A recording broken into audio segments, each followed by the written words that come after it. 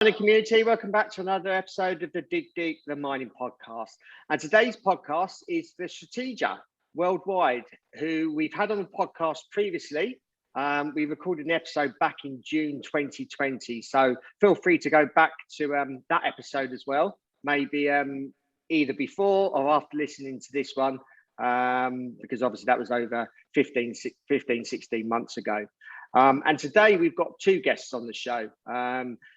First is Iain Pickard, who is the partner, and we've also got Edwards Haslam, who's the head of mining. Strategia Worldwide helps clients build resilience and protect value by understanding, testing and managing risk in various industries, but mainly in mining. They're coming onto the podcast today to talk about 24/7 tailings monitoring solutions that they're going to be rolling out, managing tailing risks on a global standard. So that's welcome Iain and Edward to the podcast. How you doing, guys? Yep. Hi, Rob. Doing very well, thank you. Good to be back on the Dig Deeper podcast again. Yeah, and I Yeah, I appreciate you guys coming back on as well. So, and especially around this particular, important topic. Around obviously tailings and tailings monitoring, which obviously you're going to explain in more detail as we go through this podcast. So first of all, just wondered if you can give us a brief overview of each of you, obviously your careers. Iain, obviously we've recorded something before, so if you can give us a brief overview, and then Edward afterwards. Rob, thanks. So hello everybody, my name's Iain Pickard. I'm the co-founder, co-managing partner of Strategia. We set the firm up 6 years ago to do the things that Rob's just described. Before that, I spent 20 years as a professional soldier, various parts of the world. Then went in the insurance industry with Marsh, Aon, COO for Marsh's UK domestic operations, latterly into consulting, and realized a little over 10 years ago now that there was a gap really in the mining market for people that took a comprehensive view of risk. But what we're focused on today is one very specific risk, and that we've got a solution for, but we'll talk more about that. And Edward? Yeah, Rob, for me, I was CEO of a FTSE 100 mining company, retired from that. I've been in mining pretty well all my life, but one way or another. I retired as CEO of a FTSE 100 mining company, and since then I've had a series of non-executive appointments, which have been variously chair, senior independent, and they're all at mining companies, base metal and precious metal mining, platinum group metals, nickel, base metals, and gold. So those are my credentials, which led to me being heading Strategia's mining department. Department. Okay, just wondered if maybe Iain or Edward, probably Iain, just wondered if you give us a quick snapshot of Strategia, just in case people haven't listened to the previous episode. Sure. So we're a global risk advisory firm. We've got about 120 or so senior advisors, associates around the world. We help people understand and manage their risks. We help them with crisis management. We help them by providing what we call business gaming, war gaming, if you like, and we help them design strategies to manage risk. We do any one or all of those things for our various clients. We also have technology solutions, and one of those I want to focus on today, which is around tailings risk. Our people really fall into three schools. There are the industry experts, which clearly Edward is one. There aren't many people around who know more about mining than Edward does. We then have the technical experts. We've got environmental scientists. We've got social performance experts. We've got security experts. We've got very experienced mining experts. We've got technical mining expertise. And then we have the regional experts, people who really know West Africa, East Africa, the Horn of Africa, Latin America, Argentina, Chile, the Balkans, South Asia, Central Asia, China now as well, actually. So, and then we finally bring those three people together, those three skill sets together, you've got a very powerful combination. And then we use those skills in combination with our methodology to help our clients protect the value of their assets. Yeah. So obviously this podcast is around tailings monitoring. So sort of first question, why are tailings such an issue in the industry at the moment? I think that's to me, Rob. So off on that one. Yeah. Yeah. I think there's obviously a variety of reasons to explain why it's such a big issue at the moment, but I think for the purposes of this podcast, I probably highlight three of them. And first, it's quite clearly the result of the consequences of several very high-profile dam-related issues. For example, of Brumadinho, I think more than 240 people died, which is the extreme end of the catastrophes. But this has sort of led to a significant, and I actually think a very justified pressure being brought about on mine owners and mine managers to improve the monitoring and the management of TSFs. TSF's the acronym for tailings dams, tailings storage facilities, which I'll refer to TSFs throughout the replies. And then second, I think it's as a result of the investor community. I think we think that collectively the investor community is probably responsible for around $14 trillion worth of investment in mining. And again, I think quite rightly, in my view, has focused its attention on TSFs with the intention of mitigating the risk of any repeat disasters. And then third, I think it's the insurance industry and it's their reaction to these events, making TSF risk virtually impossible to insure. And the knock-on effect that that's had on the mining insurance generally has even extended to include D&O cover. And you'll find most mining companies at the moment are exercised by the massive increase in insurance premia. And we believe that a lot of that is related to tailings dam failures. I think as far as the investor community is concerned, I'd probably refer also to it's really of interest to note that the Church of England's survey recently published, although I think it's not been independently verified, it indicates that actually over a third of the world's tailings dam facilities, the TSFs, are at high risk of causing catastrophic damage in the event of failure. So it's a combination of all of those, I think, which has made it pretty well one of the top priorities of mine management at the moment, and why tailings have become such an issue in the industry at the moment. Okay, and Iain, do you want to add anything to that? No, I think Edward summed that up pretty well. Mining gets a bad press anyway, and this is just an issue that people can latch onto and say this is why miners are getting it wrong, and why it's so important that miners get it right. And we can talk more about that. Yeah.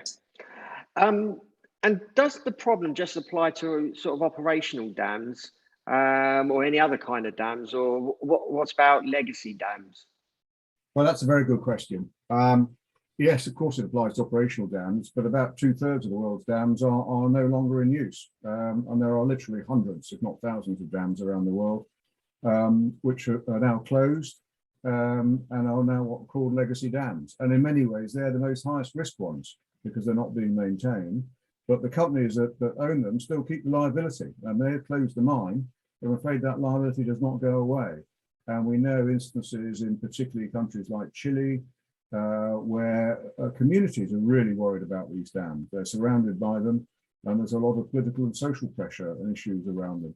So the whole legacy dam issue is a big issue, and the things we're talking about, understanding the risks to the dam and putting appropriate monitoring in place, applies just as much to these as it does to the, if not more so than the operational dams. Okay, I was just going to ask a question. So some of these companies that own these legacy dams, are they fully aware of the risks that they're under with these dams that are not in use, or are they sort of just not necessarily taking full responsibility? Well, good question. I'm sure the responsible companies do, but I'm equally sure there's a lot of companies that are probably aren't as aware of their legacy dams. I mean, everybody's got them, so I suspect it varies. I don't know. What do you think, Edward? Well, I think it's quite interesting to note that I'm sure this is correct. The Brumadinho Dam with the 240 fatalities was actually a legacy dam in that no additional material was being added to the dam at the time, and it was in the process of being decommissioned. So if you want an example of a legacy dam liability, I think you could probably argue that Brumadinho is one.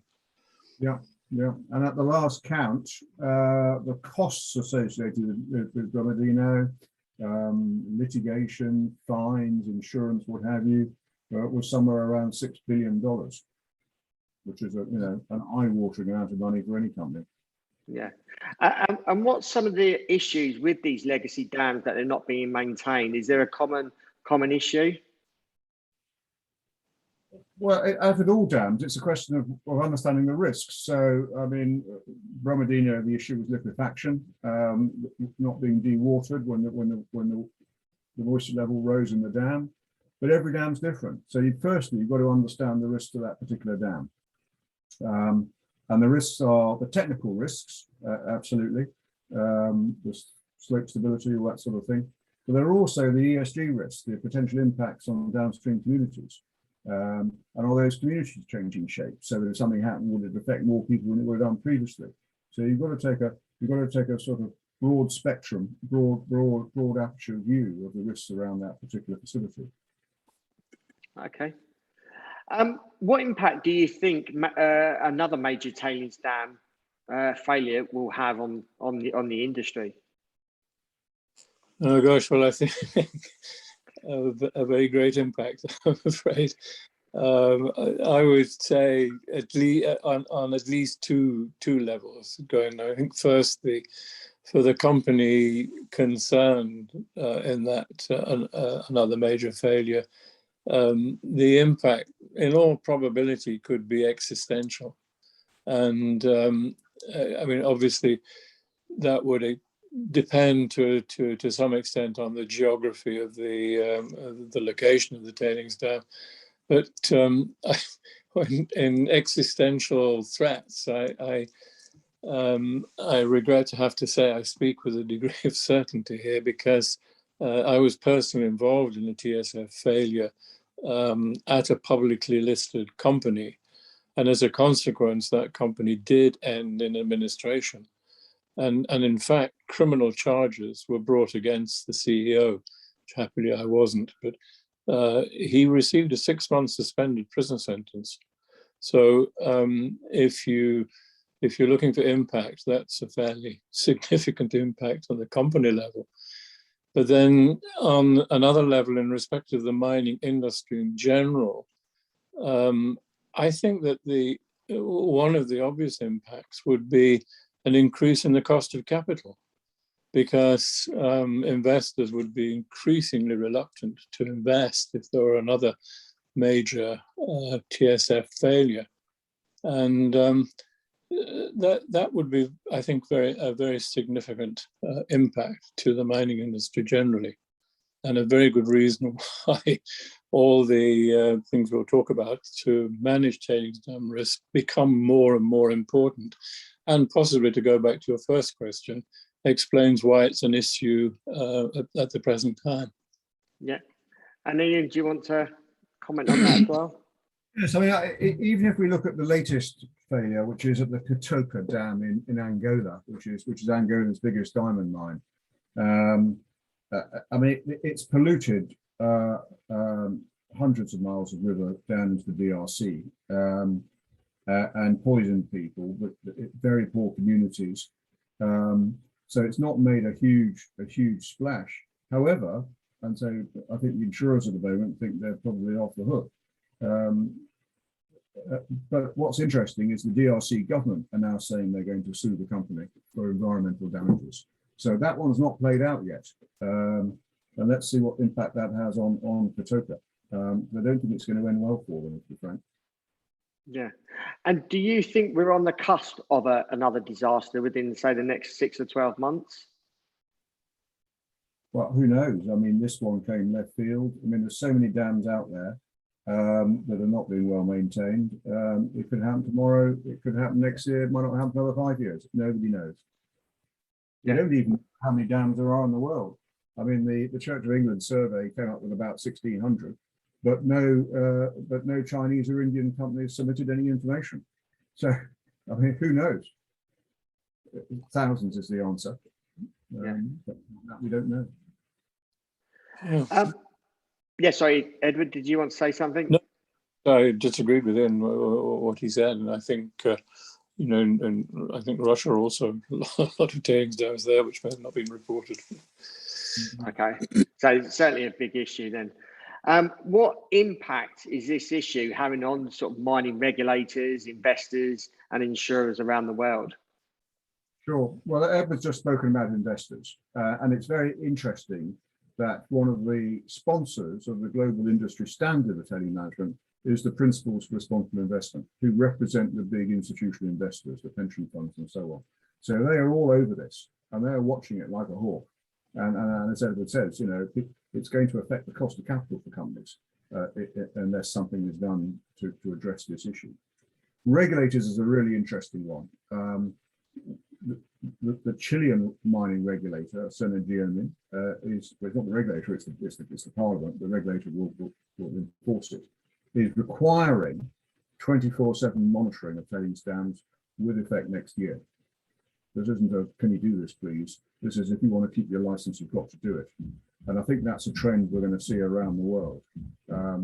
So it's becoming a regulatory issue. I mean, the global standard has now been published. And I think companies that want to get a license, attract capital, and I'll come on to insurance, have got to comply with it. And I don't think there's going to be a way around that. And it's pretty demanding, actually, when you get into the detail. The insurance markets are very interesting. What's happening in the insurance markets is, on the back of San Marco and Brumadinho, a lot of insurers have left the market. Some of the big names have pulled out of tailings, pulled out of mining insurance, but specifically out of writing tailings risk. So there's less money in the market, capacity as they call it. So that pushes up prices. So prices are going through the roof. Terms are going through the roof. Some people just can't get it. And then increasingly, the very best mines won't have an issue. The very bad mines would never have got it anyway, but there'll be a swathe of mines in the mid-tier of the okay mines, okay tailings facilities, who won't be able to get insurance at acceptable terms. And there's some very specific things we're beginning to see. There's a thing called D&O insurance, directors and officer insurance, which companies have to insure their directors from liability in case the company goes bust or something happens. We have seen an exclusion in a tailings facility or in a D&O policy for tailings. So it said, we'll insure your directors for any sort of risk except a tailings failure. Well, and that's an existential risk for a public listed company. They have to have an NED. And if they can't attract one because they won't accept that risk, what are they going to do? So this is becoming a really big issue. So what we do with our solution, we link it explicitly to the insurance markets. And we've briefed many mining underwriters. I'll brief them again in a couple of weeks. And they're very supportive. They're saying this is the sort of evidence we need to give us the assurance that these facilities are managed correctly, and then we can write the risk. Okay. And Edward, do you want to comment on that as well? No, nothing more to add. It's a fact of life, and I've mentioned it already. The insurance is a serious issue within mining companies. I was also thinking, in addition to the impact of another catastrophe, we shouldn't overlook the impact that it would have on the environment and the communities that may well be, but hopefully not badly affected by it. But that's an impact which I omitted to mention. Okay. So what do companies need to do to comply with the sort of new global industry standard for tailings management? Well, I think it's a question of time here, but I mean the standard, I think from memory, has 15 different principles, and it wouldn't be practical to go through each one of them now. And I do believe that many mining companies will already be complying with possibly not all, but most of the 15 principles. At least one would hope that they would be. I think there are just one or two areas where maybe additional attention might be appropriate. If you look at principle 1, which I think concerns the rights of affected people, which are just alluded to on the impact assessment, but I think that principle goes actually well beyond TSF management. It will require a company to undertake an independent analysis of the project's environmental risks, and ensure that there is effective communication with the affected parties, potentially affected parties. That would include TSF, but it would actually include probably many other aspects of a mining project. There is another principle which requires, I think, to maintain the knowledge base necessary to support safe TSF management. Now that will require companies to make sure that they're employing sufficient and appropriately qualified staff. That may not be the case. And to my experience to date, there are one or two examples where that's not the case and hasn't been the case, to the detriment of the company. There is a principle that asks for knowledge base to inform the decisions throughout the cycle of the TSF, the various decisions that the board or the appropriate committees will make with respect to the TSF management. There you would need to ensure that there is a structure that is sufficient it has qualified members that are sufficiently equipped to advise on the decisions that the board will take on the TSF management. And again, I speak from personal experience. You must ensure that whatever structure the company has in place is sufficiently empowered to make sure that its recommendations are carried out. And if they're not, to explain to them why they're not doing it. So it's a question of a structure which is properly qualified and properly empowered. I think probably look at the design and implementation of operating monitoring systems, which is one of the principles, to manage risk at all phases of the life cycle. Now, to comply with that, companies will need, I think, to arrange and install an independent, constant monitoring system, which measures all the relevant parameters of the TSF and its environment. And we'll come on to that because, this would, for example, would include the very topical climate change at the moment everybody's talking about, because climate change will have an effect on the environment in which the TSF is operating. Now, such systems as that have been developed and they are commercially available now. And this, for me, is a fairly recent development, that you can actually ensure 24-hour consistent, constant monitoring of your whatever parameters, including seismic outside the TSF per se, or liquefaction that Iain mentioned earlier on. All these parameters can now be measured and can be assembled in a form that any director or executive of the company would have immediate access to and can make decisions appropriately. That to me is a fairly new development and greatly to be welcomed. Now, there's one that simply says you should appoint and empower an engineer of record. It's a fairly obvious one. I wonder if there are still mining companies out there that haven't appointed or empowered an engineer of record. I suspect there are. That's a very, very straightforward principle in the mining protocol. And then I think we should look possibly at the preparation of long-term recovery in the event of a catastrophic failure. Now, to comply with that requirement, companies would have to consider, I think, engaging an independent analysis. And I would describe that in the form of a what-if type scenario. It's what we at Strategia call wargaming, basically, where you look at the possible scenarios, and this would alert boards, if you did that and did it properly structured, to eventualities that are probably not considered. Okay. I draw my own experience again, which doesn't speak very well for me, I have to say. But anyway, there was a case where a group of children decided to go for a swim in the TSF that I was responsible for on a hot day. Why wouldn't they? But they all drowned, which is, catastrophic, a terrible thing. There's another event where, it was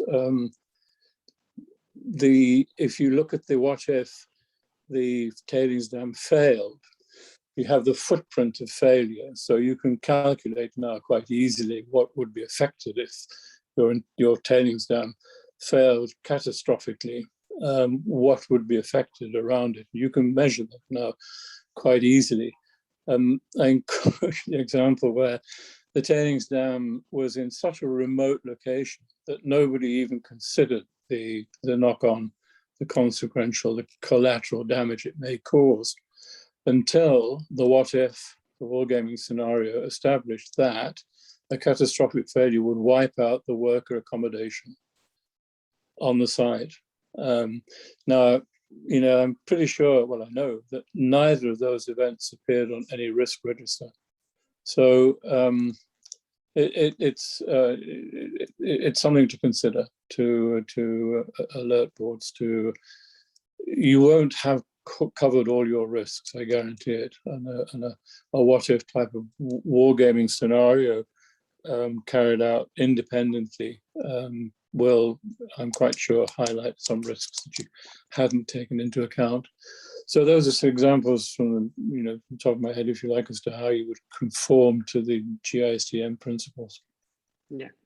Iain, do you want to contribute anything to that question? No, we can talk a bit about our solution. We've aligned what we do with the principles, and we don't address all of them because some of them are outside of what we can do. But we certainly address more of them than we believe any other solution out there. So we're told. But we're very clear that that's the exam question. And if you can say, well, I'm helping you comply with the principles, you will then be giving assurance to investors and insurers and so on. Yeah. So what technologies are sort of out there that can help addressing these solutions? Well, there's a wealth of technology out there available now. There are in-the-ground sensors, piezometers, inclinometers, that sort of thing that will measure liquefaction, slope stability, what have you. There are remote sensors, satellite-based sensors, LiDAR technology, INSAR technology. that will help monitor beach width and things, and will also monitor the ESG risks, so growth of communities that might be in the path of something. So there's a huge amount out there. The challenge is to link it together into and integrate that data into an easily digestible and presentable format. There's a couple of companies out there doing that. We know of 3, and we're one of them. We think we do it rather better than everybody else, but the point is that's what you need to do. You've got to have the technology, and it sounds easy, but actually it's quite complex. And it has to be an open architecture, so you have to be able to you'll be able to link it to all potential sensors. You need to be able to capture historical data, and you need to be able to journal the data, because what insurers, for example, want to see is a track record. They want to see the risk improving. They want to see evidence that this risk is being understood and managed. And most importantly, the technology needs to be put within a risk management wrapper. So the way we do it is we work with WSP, who now own Golders, who will do the risk validation. They'll work with the engineer of record if there is one, and we work very closely with engineers of record around the world. And we're rolling this out in South Africa at the moment to validate the technical risks and to understand the ESG risks. So once you've understood the risks to the dam, you can then design the technology to monitor those risks, and that will tell you what sensors you need, what sorts of sensors, where you need to put them. It will tell you what the triggers are that will set off alarms and set up the sensor regime. So it's very much a risk management approach. It's not just going in and linking up the company's current sensors, which may or may not be okay, or just putting sensors in where you think you need them. It's a very systematic, planned, and collaborative team effort. And I say we're doing it in a platinum mine in South Africa as we speak at the moment. And then you've got the linkages to the investors, to the regulators, to the insurance markets. And in fact, the Chilean regulator has been telling us that they will require to see that monitoring data. So the company's not only got to put it in, they've got to make it available. Well, if you're using a cloud-based, edge-based technology system like we do, you can make that available to anybody. And the dashboard is customized for that particular facility or that particular client, showing that they or their regulators or their insurers want to see in the way they want to see it. And we can present that however you want to see it. So the technologies are there. The challenge is to bring them together, integrate them, and also make sure they're working within this what I call a risk wrapper, if that makes sense. Yeah, Edward, do you want to say anything around the technologies? No, I only to say that I wish that kind of technology had been available when I was CEO of the mining company. The thought of being able to wake up in the morning and have a look at your tailings dams, I found quite attractive. And you could look at many other things on the mine, of course, at the same time. But from a tailings dam perspective, it would be quite reassuring, I think, to see that the parameters were being properly monitored and properly controlled, rather than wait for the month-end report from somebody that had probably changed the slant a little bit of the reporting that they were doing. That's what we're talking about, Rob. We're talking about moving from a once-a-year survey to a 24/7 monitoring regime. And the other important point is the communications. I mean, our system, we work with a company called Insight Terra, and they've been spun out of Inmarsat, who've developed, and this technology has proven it's monitoring landslides in Norway as we speak. It's actually installed on the Kielder Dam in Northumberland, those that know that.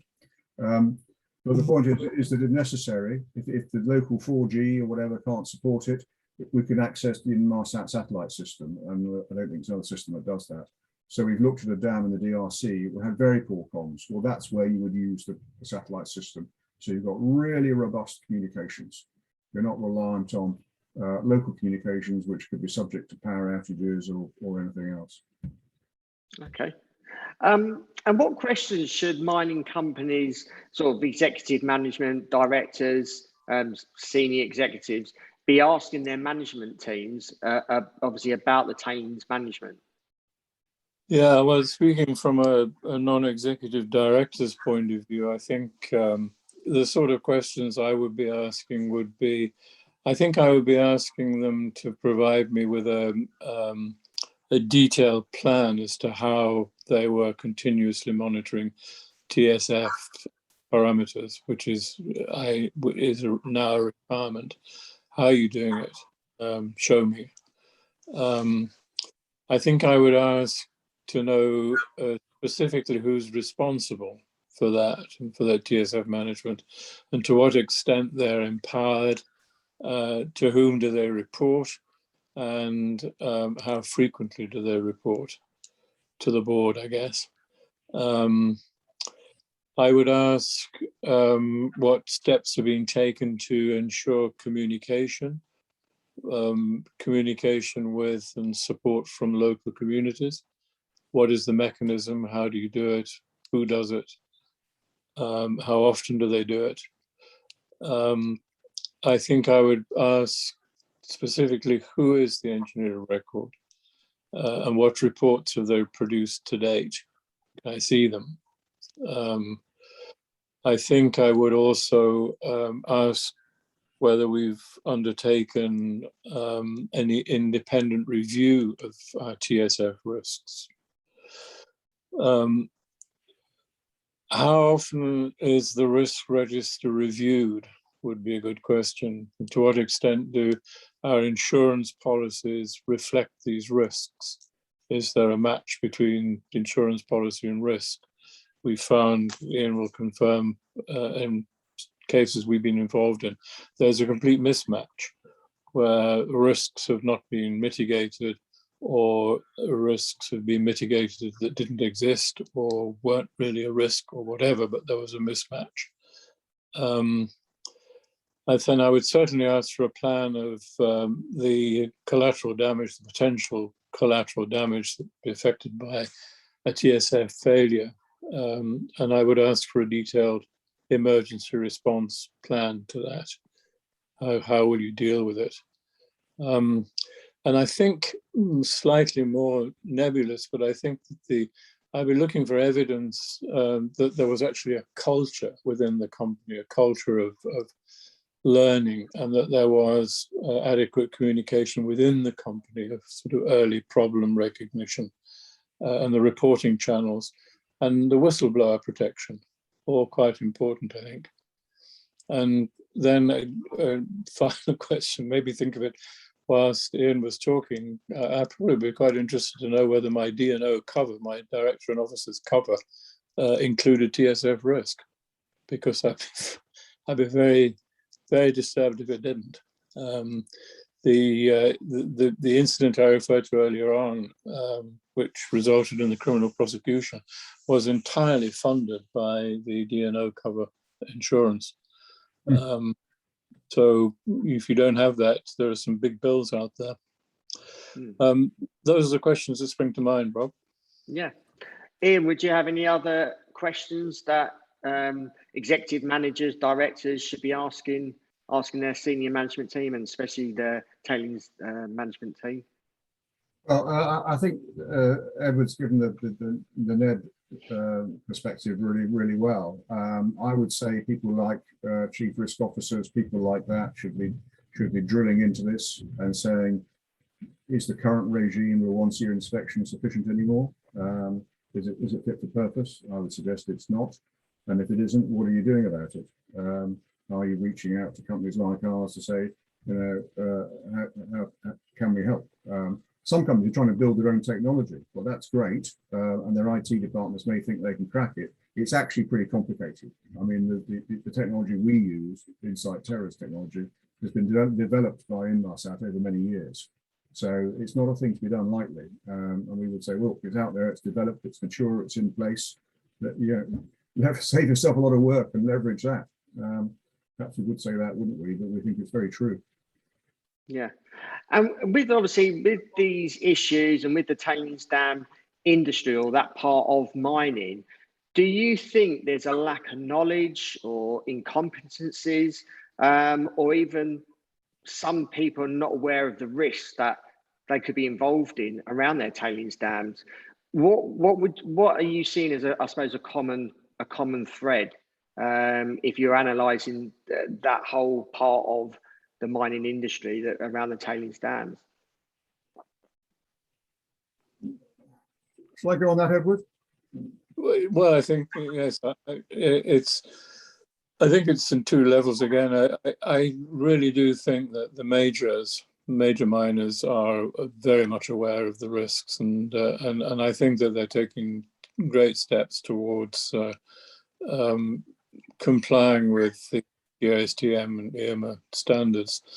And if you read the sustainability reports of the major mining companies, you would get some comfort from that. There are we mentioned before, and I think this is where Strategia can help. But generally speaking, I don't think you could level the charge of incompetence or lack of knowledge to any of the major mining companies. With the much smaller companies, with the myriad smaller companies, I think they're only just becoming aware of the potential risks that they face. I mean, I was always taught from the beginning that environmental risks stay with you forever. You can't sell an environmental risk. It will stay with you.